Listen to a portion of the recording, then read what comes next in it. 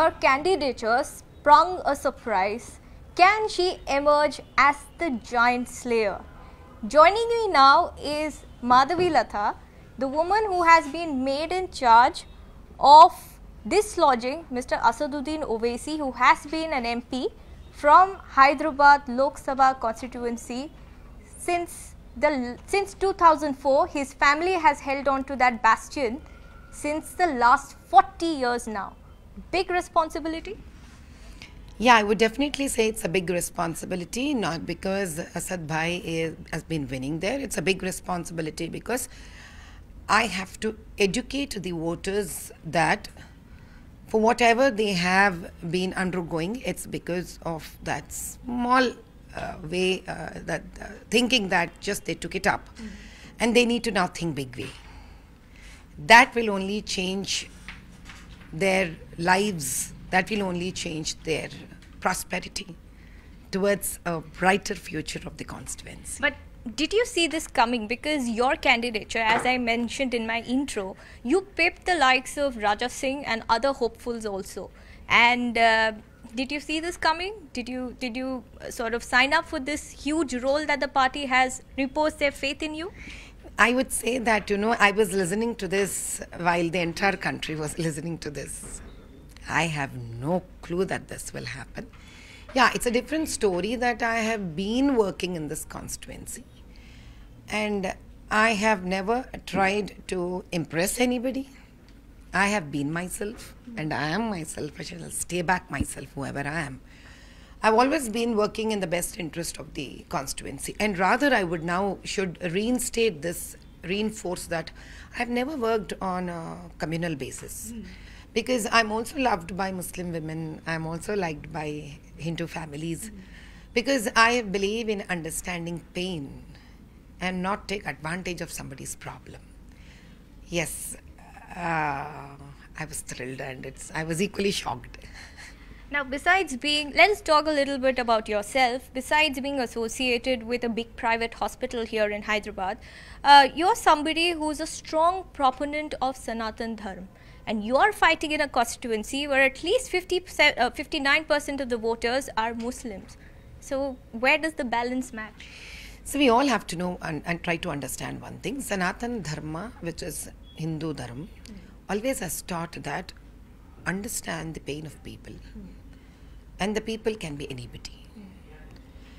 It doesn't have to be that the people who are in problem or pain have to be somebody who belong to your own sect. Or have to be Hindu. It's very clear. It says that it is a dharma. And what does dharma means? Dharma basically means that what you think is an injustice for you should be understood that it is injustice for others also. What can make you feel problematic or what hurts you, pains you, equally pains and hurts your opponent also. In this dharma, what I have learned is that I have no difference between Hindu and Muslims when it comes to really solving their problems and pain. With this attitude, when I walked into a lot of Muslim communities, especially women, because I've been only typically working with women and orphans. So let me be very clear on this note. I've been working only with women and pasmanda and a lot of orphan children. I've always realized and I've understood that they are not somebody who that constituency would want to project as. They are somebody who need help. They are somebody who need justice. They are somebody who is looking forward, somebody to hold their hand and help them walk towards development and prosperity. So I don't see anything really, very difficult for me because maybe that's how I am looking at, so that's how it's appearing to me. So it also depends, there's a kahavat हमारी तेलुगु भाषा में जब आपको jaundice आते हैं तो पूरे आँख एक किस्म से पीला पीला पड़ जाता है तो देखने की दुनिया भी पीला दिखने लग जाती है ऐसा कहावत है तो आप जिस सोच से जा रहे हैं आप जिस विचार से आप जा रहे हो the way that you're thinking that's how you would find the world to look like and I found all my Hindu fraternity very nice, very helpful because now look at this, there's one more thing, they all know that I work for Muslims. Okay, let us come from the other side of it. They all know I work for Muslims. They know that I work for a lot of women. They know that I work for children. They know that I work for girl child. They know that I'm doing medical camps for them. And they've been so nice to me. They all work with me. They help me in getting this done. So you're confident of getting the confidence of Muslims in that constituency, because something that even your predecessors have not been able to do it. See, I would want to tell one thing, dear. What my predecessors have done is very different from what I'm doing right now, because they didn't have somebody like Prime Minister Modi ji, who in his second term especially, because first time he had a lot of things to handle, like अभी मैं जीत जाने के बाद जैसा मुझे बहुत सारा काम होता है ना इधर उधर साफ करने के लिए, उसके बाद in his second term he worked aggressively to ensure that the women and everybody who suffered getting justice should get justice. I would say that this is a very big change and movement that would bring into the constituency Muslim women especially. Yes, I'm so sure they all would be loving heart of hearts to vote to Modi ji. But Modi ji तो दिल्ली में बैठे हुए रहते हैं ना, तो प्रधानमंत्री है. तो यहाँ लोकली आपने किसको डिप्लॉय किया है इस वक्त एक औरत को उम्मीद दिलाने के लिए कि मैं हूँ आपके साथ, वो तो औरत ही दे सकती है. या ये तो करिश्मा है एक तरह से कि you know, like I'm really fortunate that I have got opportunity by the central team as well as a lot of kind cooperation of the local state leaders also. I'm sure, because it is an answer doesn't require any kind of proof. I'm sure the state leaders along with the central leaders have come forward to choose me. Maybe they would have thought definitely that I will stand up for women justice. Now, while the BJP has renewed its focus on Pasmanda Muslims, and you have fought for triple talaq, you were an activist, we've seen you cover the ground. But let's talk about the narrative. You know, especially the local state unit here has been focusing on narratives like changing the name of Hyderabad to Bhagyanagar, Razakars, and then linking to the fact that old city is a hub of Rohingya Muslims. And the narrative that Asaduddin Owaisi has been able to build is that look at what BJP is doing. They're demolishing masjids all around the country, and there is a threat. In this battle of perception and war of words, how would you be able to convince your candidature in a constituency where it's completely dominated by the minority group? I think your one question has too many questions. See, when you come to the remarks of Rohingya Muslims, we all know that they are not born Muslims of this nation. So obviously, why should you share your own Muslims' bread to them? Shouldn't you be for your own Muslims? All of us, for that matter. Why should we share our own Muslims' rights and their piece of bread to some other person who comes from some other country to us? Doesn't really matter. I'll give you one more counter example to that. If this Muslim of India travels to any other Muslim state, I mean the country of the world, do you think this Muslim gets equal rights the Muslim there gets? Do they get? No. And how can a foreign Muslim who doesn't belong to the native place of this land, how can he get equal rights to enjoy everything? That's the pain here. The pain is not anything else.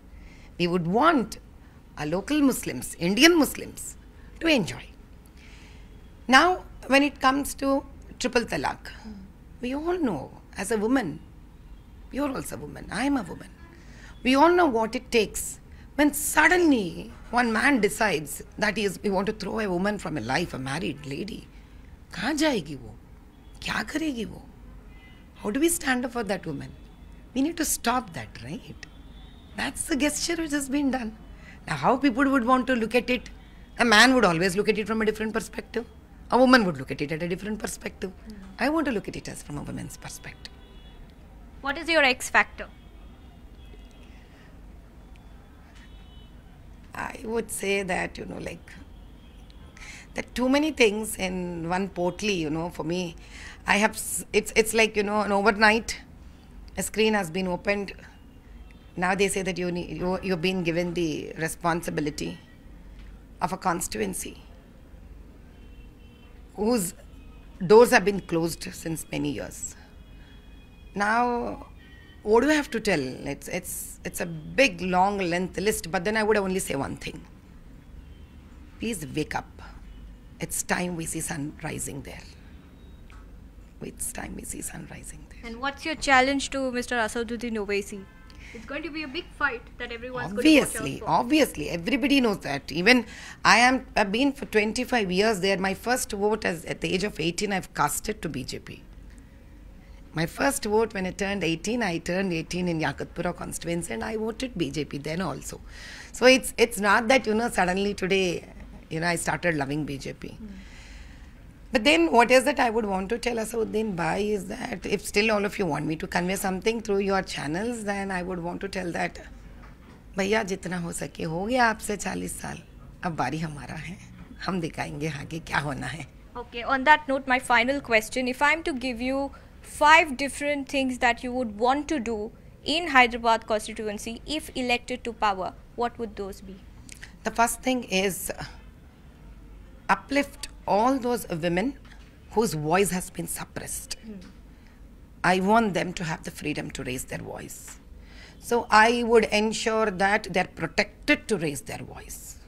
Because the voice may have many things. The voice needs money, the voice needs clothes, the voice may need education, the voice may need health. So now I would want to summarize in one thing that their voice would be heard and heard with all security and safety. And besides that?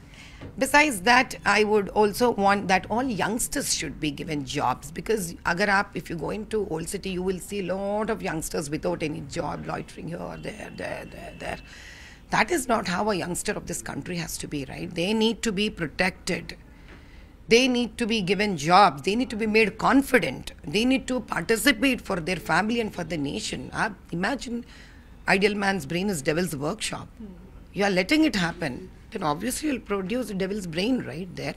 So if this has to be curtailed, they have to be given an opportunity to prove themselves a real good factor for the family and for the nation. Then comes all the children and their nutrition. Because being a mother, my heart always would hate there. They're very badly malnutritioned. We need to look up to their nutrition, to see that how they can really be helped. Sanitization, roads, cleanliness. What can I tell? What can I miss? The list is really, really, really big. Ultimately, I would say all summarized into one sentence that they need hope. Hope by somebody who would stand up for them without dividing the constitution on the name of religion. They also want peace, which they have proved in 2023 election by decreasing their percentage. So it means that जागने लग गए लोग. One narrative, the ruling government here is Congress. They say that your party, Asaduddin Owaisi's party, AIMIM, and the BRS are hand in glove with each other. This narrative also costed the BRS to an extent that they lost on to a lot of minority voters. Owaisi being termed as B team of BJP is something that keeps coming again and again. How is your view on that? Giving seat to me itself tells that that's all the false statements. BJP would not have given me the seat if that's true. If BJP has given me the seat, that means that it's a good thing that they've blown onto the faces of the people who would want to repeatedly say that he's the B team. It's not possible. They have chosen truth to fight against Asaduddin. And the truth is, Asad Bhai is not the B team of BJP. Okay, one question that you didn't answer, Hyderabad or Bhagyanagar, where do you stand? You put so many questions in one question. I was just thinking, I missed something. What did I miss? Okay, before whatever Hyderabad has been named today, it still carried the name of Bhagyanagar. You know that? Do you know about that? Before Hyderabad, way back, it did have name Bhagyanagar. And Bhagyanagar is named after Bhagmati, जो उनके घर की बहू है. अब की बार जरा बहू को भी चांस दे देते हैं ना. उनकी घर की तो बहू है. क्यों बहू के नाम पे नहीं चलना चाहिए? एक कॉन्स्टिट्यूएंसी. बस हम प्यारे बहू के नाम से ले लेते हैं और उनके नाम से अगर लगा भी दिए भाग्यनगर, तो कौन सी बुरी बात है, कौन सी गलत बात है? कभी भी कभी इस तरह भी तो थोड़ा चांस मिलना चाहिए. और चांस शायद मिल जाएगा। उन्हीं के घर के बहू के शान बढ़ाएंगे हम, यादगार बना देंगे। On that note, all the very best. We'll keep running into you as we proceed towards the next crucial months of Lok Sabha elections. Again, wish you the best, ma'am. Thank you, dear. Thank you so much.